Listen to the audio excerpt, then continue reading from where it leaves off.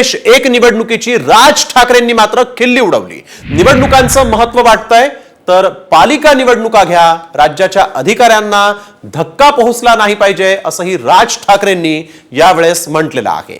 आजच एक निवडणूक एक देश एक निवडणूक याचा प्रस्ताव केंद्रीय कॅबिनेटच्या बैठकीमध्ये आला होता। तो प्रस्ताव मंजूरही झालेला आहे आणि आता राज ठाकरेंनी याची खिल्ली उडवलेली आहे।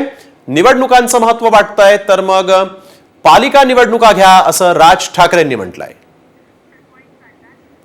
राज ठाकरे नेमकं काय म्हणालेले ते आपण पाहूयात। कॅबिनेटमध्ये मान्यता पण संसदेची मान्यता लागेल। प्रत्येक राज्याचा कौल विचारात घ्यावाच लागेल।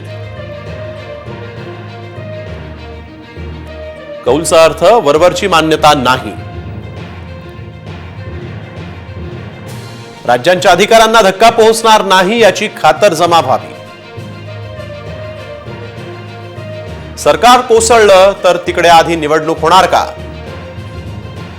लोकसभेच्या मध्यावधी लागल्या तर देशात पुन्हा निवडणुका होणार का? कित्येक पालिकांमध्ये प्रशासक येऊन 4 वर्ष होतील, अजून निवडणुका नाही।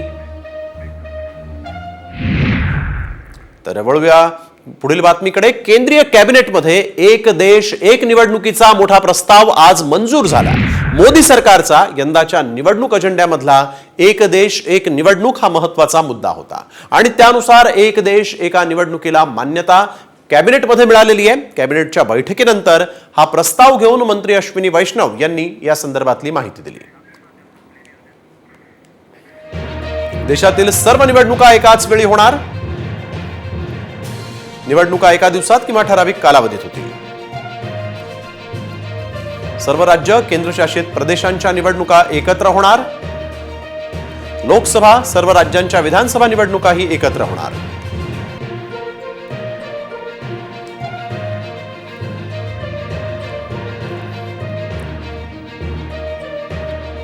तर यावर अजित पवार गटाचे प्रदेशाध्यक्ष सुनील तटकरे यांनी प्रतिक्रिया दिलेली आहे। त्यांनी नेमकं काय म्हटलंय पाहूया।